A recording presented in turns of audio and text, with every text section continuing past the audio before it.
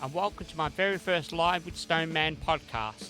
We are now here to talk about the music industry, of the history behind it, where it's going, where it's headed, the good things, the bad things, has it changed, and all things related to music. And I'm now here with Adrian Ackerman at Incubator Studios. That's right. Hello, everyone out there. So tell us, Adrian, what are your thoughts on the music industry? From the days of Elvis, the Beatles, Hendrix in the 60s, compared to artists of today, the likes of Billie Eilish, Sabrina Carpenter, and Tate McRae. What has changed since the days of the talents of the artists back in the day of now? What are the similarities and differences opposed to of the time, or whether they're better or worse, and what has changed and what has not? Geez, that is a monumental question there, Marcus. Thank you. That's all right. I think everything's changed, but nothing's really changed. Obviously, technology is probably the biggest factor on how we produce and consume music. But I think the general vibe of music is still the same. It's just people just want maybe an escape, or they want to have some fun. It's just, their emotions getting the best of them. That's probably the main thing. But yeah, that's a huge question. Yeah. Technology is a probably really big factor. Maybe the ease of how music is made and consumed. You can record something in your bedroom for sake, and then have it up online that night, I suppose. So that's probably a big factor. How quick we get access to music. But I think kids and young people and people in general are going to be doing the same thing, making music, because it's it's a great expression of themselves. Yeah. Well, since the days of the Beatles, I can say, like they had the big record company, they were biggest ones that personally, they were absolutely fantastic, and they record their music with sheer talent. And today's artists do the same thing in their own backyards, or something like you were saying, and so that is actually a good thing. I suppose the record companies today, the Beatles had the talent, whereas they were able to produce the music. Yeah, they're their own the songwriters. Studio, yeah. They sat there. Even Paul McCartney showed on his YouTube and all these other things. You can play your music, belt out your guitars. You can only minimal stuff like they had back then. They didn't have as much technology they have today. They all did it without social media. They play music and stuff, whereas today's artists, some of them, can do it in their own backyard and, like you said, get out quicker. One upside or one pro about it, and as opposed to a con, is that with the mainstream music these days, is that some of the artists, right, like Billie Eilish or Tate McRae, is that some of them, they get the voice, then they have minimal music. It's more like choreographers. So they play the music. You mean them. like their creative team's a lot bigger now? Or are you saying they Yeah, need more yeah. like someone like a dance person, a studio person, like a social media person? Are you saying that's what's Yeah. They get all behind and they do all the music and all the stuff for them, and they just sing the song. As opposed to the older days, I mean, some artists have gone that direction with mainstream, and there have also been some other artists who, like the likes of Led Zeppelin or the Beatles, like saying, where they produced their own stuff in-house of the studio, so they had more talent that then. They got the guitars out, even Paul taught Paul Lennon how to play a guitar. They got their talents out, whereas today some mainstream artists is that they play the music for them, or they get it played for them, I should say, and they go out there and they belt out the voices of their songs, and they get everything else done for them sometimes. Yeah, I think I see what you're saying. Like there's more of a package consideration now. I think that's always been there, but it just probably wasn't as known because the Beatles still had stylists and stuff that helped them choose clothes, and get them presentable. But I think the public perhaps maybe wasn't as aware, and now it seems to be there's a menu or so to how to. If you want to be involved in the music industry, you need a pretty face, you need a gimmick or whatever. You need looks, obviously. I mean, Tate McRae, I went tonight. She's absolutely gorgeous, and Billie Eilish looks gorgeous too. And the other guy, what's his name? Sylvan or whatever he calls himself. What's his name? Sylvan Troyer or whatever his name is. Oh, Sivan. I'm actually Sivan, not sure. I think it's. Sivan, like he's got a couple muscles on him and curly hair. He's an Australian and guy. really He's skinny. doing. I mean, I like well, that song. Let's get me started, got me started. That was actually a fantastic song. But some of the likes, Michael Jackson, like he only played a little bit guitar, but he was the choreographer like them. They played the music for them, or should I say that they got the music played for them, and then they did that. So in that situation there, that one thing that's changed is that they get so a lot of them can get the music done for them. All they've got to do is just take the lyrics and sing the song and stuff. Oh yeah, definitely. I think that's a bigger part of the music industry now. People are just thinking, oh well, I'll just be the singing, dancing person and get a team behind me. That definitely, I think that's probably grown, perhaps. Gotten a larger part of music. Yeah. Whether that's a good or a bad thing. It's entertainment. If people are entertained by that, you can't really disagree with the. Yeah, people pay to get entertained. Whether you like it or not, you can dislike it, and you want something a bit more true to, without all the fluff, I suppose. But that's just different audience, isn't it? Really? Yeah, exactly. Next question. So, what do you think has changed in the last 60 years of the music industry? Has it gotten better or worse over time? Well, I think we've been talking a little bit about that. I don't think it's. There's pros and cons with everything.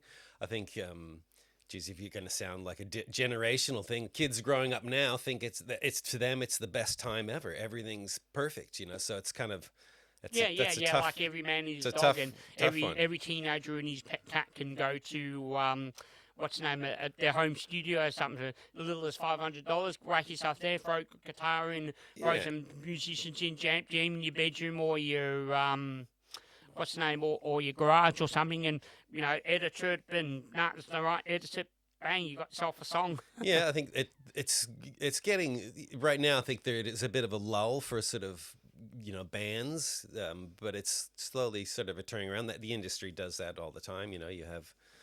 Where boy bands might have been a big thing for ages, and that's faded away. And then hip hop was a really big, or still is, but it's not as big now. It's all ebbing and flowing. With the style, I mean, so. Just like the music industry, So you don't exactly want to set up a glam metal band if it's about to stop and grunge is about to take over, or hip hop's about to fade away, and then rap comes in or something, or soul music comes in. Yeah, so it's always changing, evolving over time. Yeah, the main important thing is you have to do just what's true to yourself. I know that sounds all kind of a bit wishy-washy, but yeah, people can sniff out fake stuff, I think, quicker now.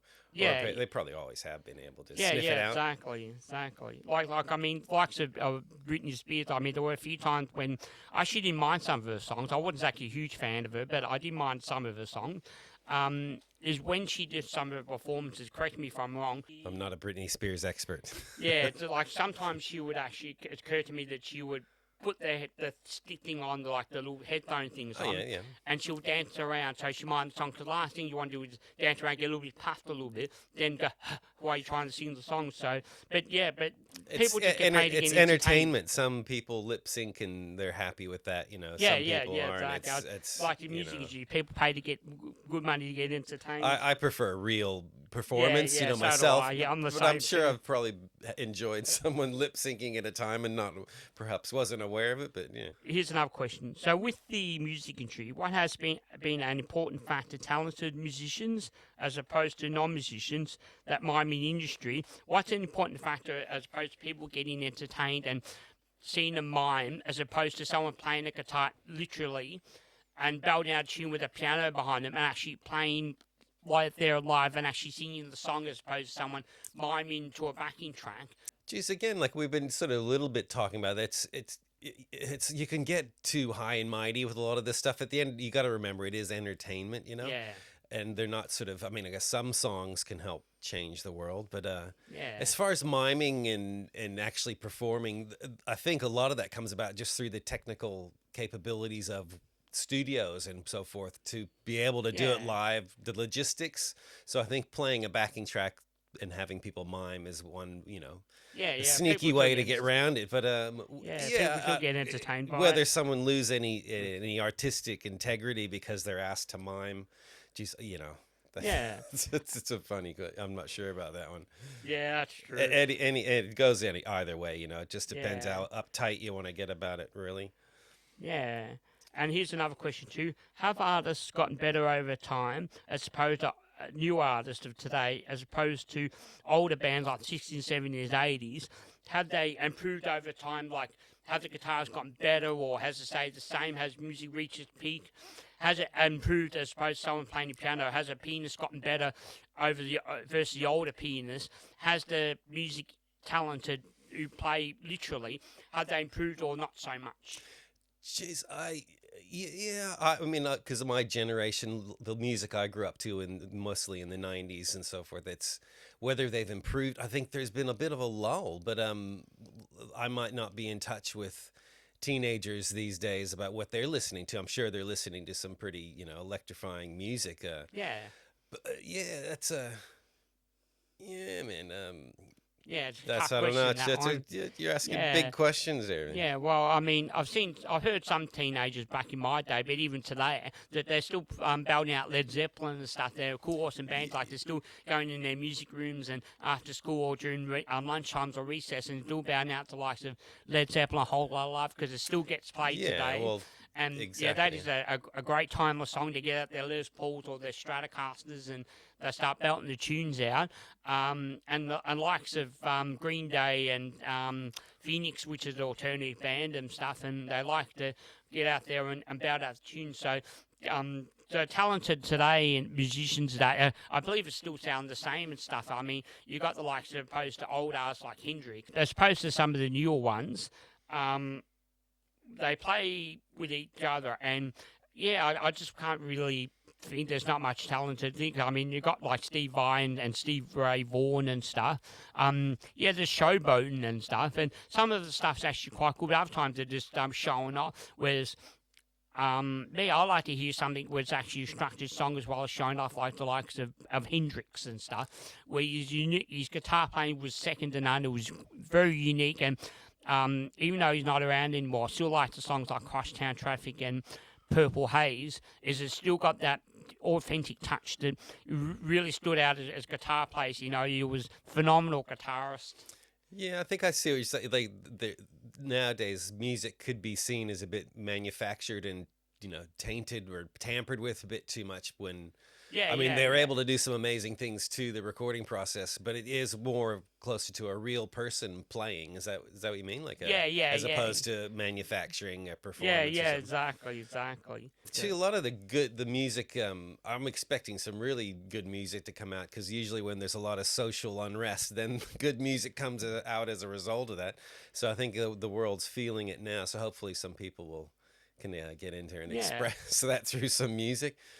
But yeah, there's when Hendrix, there's some quite turbulent times when he was around. So there's a Yeah, lot of yeah. I mean, he played at the Woodstock Festival in the 60s. Unfortunately, I wasn't around, but it was a sellout crowd, over 100,000 people. You could see the pictures of the old days, and there'd be big, massive crowds, and like the place was bigger than 2 MCGs or something, and you yeah. got people right up back, people right up front, and you'll just be bouncing out his Stratocaster left, right, centre, and you have to change to the left and right, and you start to lose depth because he'd be standing right behind the amplifier, Yeah, cranked right up, and he'd just be playing that and be like putting up to his ear, and the amplifier would be right there. I'm thinking, nah, man, the amp right there next to you. Yeah, definitely occupational hazard there. Yeah. But you mentioned something like I think there's still huge crowds now with the music industry, but also the music industry's there's a lot more other forms of entertainment then. So perhaps there's video games, there's social media, so there's a lot more to choose from. So I think going back even 20 years, the focus was music was a high or big part of the entertainment. Yeah. Cause, So I mean, now it's a bit more spread out. So perhaps it's not doesn't yeah. seem as big. Perhaps I guess. I mean, there's still huge crowds, but it's shrunk perhaps. But Yeah, because I mean, back in the days before social media, the way you had to find out a band was you had to go out and see one play, or radio stations and stuff like that, and see them in venues. Whereas nowadays you can just use YouTube or word of mouth or Spotify. It's still a little bit different because now with the social media, then you have to seek it out. But I guess maybe in the '90s you'd have some magazines that would be collating all the information and telling you. Now that seems to be I find if you want to know about a particular band, you have to know the name of the band, or if you have like a Spotify list that's just randomly playing your stuff. But it is a little different now. You know what I'm saying? Like, so you have to know of an artist to hunt it out, as opposed to before maybe it was getting thrown at you a bit more, Yeah. So you had to take a gamble whether you like the artist or not. I suppose, yeah. Anyway, we're going to take a short break now, and I thought we put on this song called Strawberry Fields Forever from the Beatles. It's a remix song, so we'll get back to you in 5 minutes. Yeah, thanks, Mark.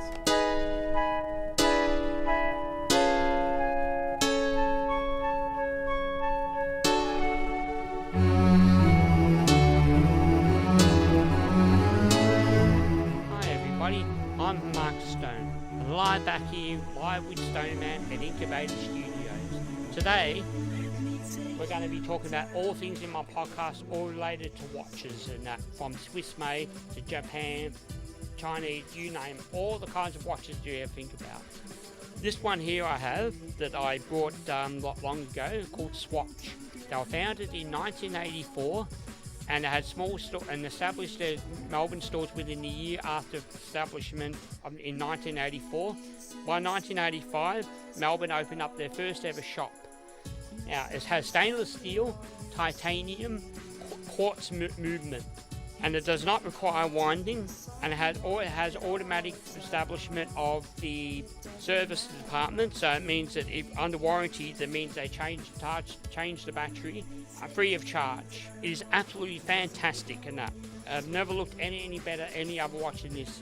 And the comparison between Tissot and Seiko and Casio, this watch is on a whole new level, and it only cost $350.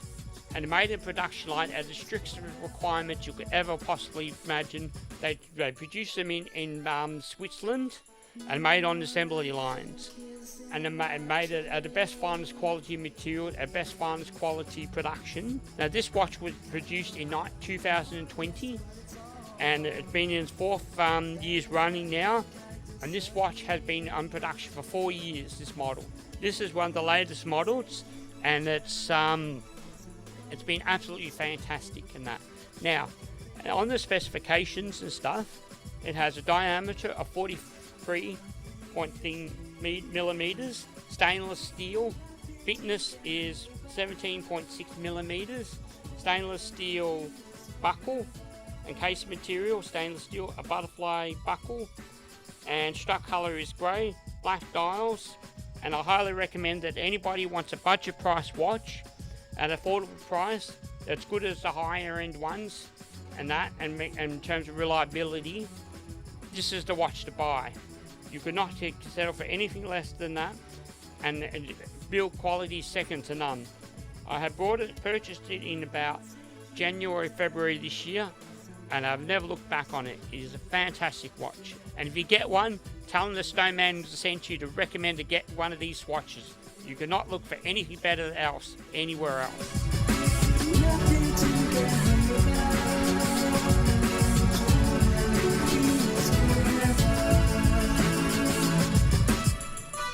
Welcome back. I'm Marcus Stone here, live with Stoneman at Incubator Studios, and I'm here with Adrian Ackerman. So tell us, Hello. Adrian, tell us a bit about your life. Geez, about my life, I'm guessing my music life, yeah. Yeah, Well, you mean life in music, yeah. Just probably, I started off just playing music. I play bass guitar.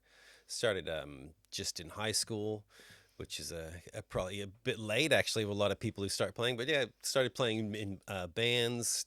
Was probably the main driver of the band is in, writing a lot of the music and then doing the promotion. Then while doing bands and doing promotion, then got into sort of writing for the local Punters Club Form Guide magazine, which is a lot of fun. It was quite a sceney time in the 90s, so it was good to be involved with that magazine. And then working in local music swap shop, so that was kind of also a good sort of hub to get involved with what's going on in the scene, like bands coming in and so forth, and having a good network. And then just went on to just working in hire for music gear again, all sort of in the sort of background of the music industry, but also really important for getting a network going. And then that led to just being a studio owner. Thought, well, jump in with recording my own music. Thought I'd save some money, and that's not how it works. But you find out these things as you go along. And yeah, I've been recording at Incubator Recording and Mastering for just coming up to 25 years, 26 years. It's a long time now, yeah. Yeah, long enough to know better. But yeah, it's been a great journey, and then just worked with heaps of great local bands and a couple international bands. Had some, it's been a pretty long trip. Building a studio from the ground up was quite an experience, putting on all those different hats, as far as the engineering, carpentry, then sound design. There was a lot of late nights on the Yeah, internet yeah, a lot of sweat, blood, researching. and Yeah, tears, yeah, trying to set it up properly and stuff. And didn't you used to work in Manny's music as well? I did. Yeah, I did Yeah, work for Manny's Music. Oh, lots of because you're sort of while you're doing like playing in bands and doing recording, you do need an income because that usually doesn't yeah, fall hand yeah, in. So you work a lot yeah. of jobs in the industry. Like even worked at Warehouse Sound for hire, which was good to, and also it gives you a good knowledge of the whole industry as far as rolling up cables versus getting on stage and playing songwriting, then contacting the magazines to get press blurbs, which is all a bit different now because social media is a huge factor with artists these days. So bit Yeah, different, but yeah, it's still graduated to that now. that's good. And with the music industry, like, or terms of your studio, when you found your way here and then you creators, tell us a bit about your establishment here of Incubator Studios. Okay, yeah, well, Incubator's been going, since 97 now. Oh, okay, So yeah, it for is, quite a long time. yeah, it's like 27 years, all right. A Yeah, long time, yeah. Yeah, and it's located in Thornbury, which is kind of a good place to be as far as the music industry is in Melbourne. It's right in the smack dab in the middle of quite a few venues and local scene. And yeah, it's been yeah, I used to run ADAT machines. Now it's all computer. So I've seen a few changes there. Just as at the start of my career, it was analog was just coming out and digital was taking hold yeah, on yeah. I computer. So remember that, like the that was a big Beatles and that. change. Like you had the old analog when I've seen them on Netflix or something. You had the old analog before computers, Yeah, the all two the reels of tape. Yeah. yeah, and then they had to and the tape things and they were up on the walls and they had to master it all on the mixing desk to get the sound of the Yeah, recording. well, that's a big sound difference. Whether it's good or bad, nowadays it's just different. Computers, I think, are Yeah, I finally mean, sort of caught up. artists could probably still do that nowadays. But now, Mm, from the advancements of that in your studio, yeah. now tell us a bit about the setup you have now that is really good as part of your music studio of Incubator. Okay, well, one of the good part about my setup is I can do live recordings and have great separation. So that means basically you're able to record a band live. The sound bleeds into microphones or it doesn't. I can control that a lot, and it really helps with creating a sound. Yeah, yeah, I could record. Yeah, like I said, record live, which is sort of kind of making a comeback now. There for a while, they used to have mainly what's called tracking, where you'd set up, track just the drums was be your focus, and then you'd record the guitars, bass, or so forth. Yeah, okay. Now You there record seems to the be the layers trend coming, basically. or not trend, but it's always been there. But there seems to be more of a desire to record live, and I'm set up to do that still. So it's Okay, so you great. record like the layers, then Yeah, you just do the layers or yeah. Do edit the your layers and stuff. overdubs. Yeah, they're called. So you'd record your bed tracks, whether that be a band. You'd have your drums, your bass guitar, your guitar, and then you might do vocal overdubs or lead guitar overdubs or keyboard overdubs and so Yeah. forth. Yeah. Ah, cool. Well, thanks for that. That's nice that you're telling us about this info and that. And so, if people would like to come to Incubator Studios, just Google it or something, and you'll find it in Thornbury. And come here to with Agent Ackerman. You can perform here or something and record music and stuff. And so yeah, so it looks a really cool studio. Just one more question I have for for my thing and stuff.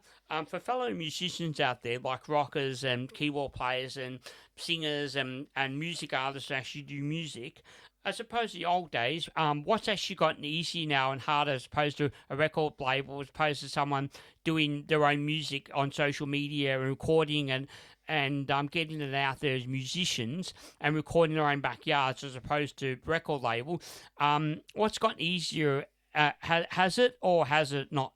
I think like you're saying, some of the process might be easier, but the one thing to always remember is the whole industry is built on the song. So if it's a good song, then it makes it a lot easier. If it's a bad song, it doesn't matter what equipment, what person, what stylist. It's if a bad song, most of the Yeah, time it's a bad song unless people identify with it. So yeah, yeah. there's some elements have become easier, but at the end of the day, we've have all this technology that's exploded as far as the ease of recording, but there hasn't been an explosion of talent. So that's one thing to always remember. They don't go hand in hand all the time. No, exactly. I mean, like some of the artists, the mega ones, yeah, could do like hundreds of thousands of dollars worth of equipment. And some backyard guy who could be, really good with computers, recording equipment, and could have some talent with playing music, could get a setup, right, with a laptop, everything, with little as probably $1,000 or even $800, and voila, and then he record his music, and then start performing, edit it all in there with the monitors and the likes of this music equipment. Then after that, he can go out there and play, as opposed to someone's got record behind him, hundreds of $1,000s worth of equipment. So it has been a lot easier to be able to get your music out there and playing venues, selling your CDs and iTunes and stuff. Whereas back in your day, it was a lot harder. 60s, 70s, and the age when they had tapes and record players and vinyl. But the new artists of today had that big backing behind them and stuff. Well, yeah, the entry level equipment to get started is so much more readily available. Yeah. But I mean, the difference between a finely engineered microphone versus a cheap entry level, there's still, you've got to pay for that. That hasn't gotten cheaper at all. It's actually gotten more expensive. Yeah. But the tools to get started, and anybody can do that, that's a real big change. So but with that said though too, there's still there's not a lot more. The talent's got to be there too. Yeah. The talent definitely has got to be there. I mean, basically, like I said, $100,000 worth of equipment in a mega studio with backing behind you. All the support you need to help you market it, as opposed to someone with only $800 worth of equipment in a shed or something. Well, yeah, if someone never rehearses or hones their own craft, then no matter how expensive the studio is, it's still, Yeah, exactly. The person can't sing, they can't. They can't, exactly. Anyway, there's exactly. can manipulate that, but exactly. Well, that's all we've got time for now. Is there anything else you'd like to mention about the music industry and about your life, or anything that you'd like to tell the readers and listeners and viewers? Yeah, well, definitely, if they need a place to record, Incubator Recording and Mastering can help them out there, and we can definitely listen to what they want to do. Yeah, definitely check out Incubator Studios in Thornbury if you want to record and do live performances, or live sessions. Or tracking, could do both, but if the studio's set up to do either. And offer you complete packages, and he'll take the time to make sure that your song's done how you want it done, or try and get it as best as possible. So it's worthwhile to come and check out the studios, and it's called Incubator where again? Recording and Mastering in Thornbury, Victoria. Thanks for having us on your podcast there, Marcus. I appreciate it. Pleasure's all mine. Yeah, man. Cheers, dude. Having me here at the Incubator Studio. You take care, and we'll be back for do more live segments of Live with Stoneman. And take care.